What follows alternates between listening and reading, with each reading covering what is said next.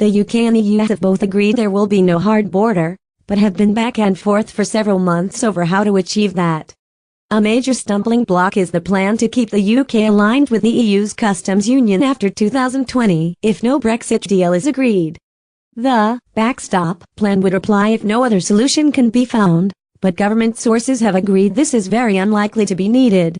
The two sides agree there should be a backstop, but can't agree on what it means, with Brexiteers fearing the proposal amounts to staying in the customs union longer. Number 10 says the UK would be able to sign and implement trade deals, and the measure would only last a matter of months. Despite this and mounting pressure on her plans, Prime Minister Theresa May has insisted that the UK will definitely leave the customs union after December 2020. The EU has proposed a backstop, which would mean Northern Ireland staying in the customs union and the majority of the single market. The UK has rejected that proposal, but has yet to present its own version of the backstop, while it could propose an arrangement that will apply to the UK as a whole and cover at least customs arrangements.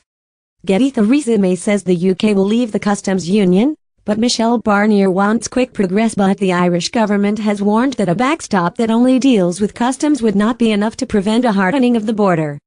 Currently, the UK is in the customs union, which means member states all charge the same import duties to countries outside the EU.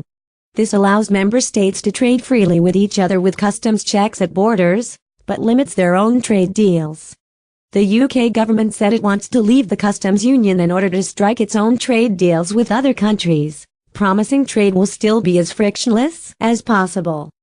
But Brexiteers are against Mrs May's customs partnership option, where the UK would collect tariffs set by the customs union on goods coming into the UK on behalf of the EU. The alternative proposal, named Maximum Facilitation or MaxFac, would rely on technology and advanced checks to minimize, rather than remove, customs checks. Today's talks in Brussels will be led by the Prime Minister's EU advisor Ollie Robbins and the EU's Deputy Chief Negotiator Sabine Wind. In addition, the President of the European Committee of the Regions Karl-Heinz Lamberts will visit the border in Northern Ireland today as part of a fact-finding visit.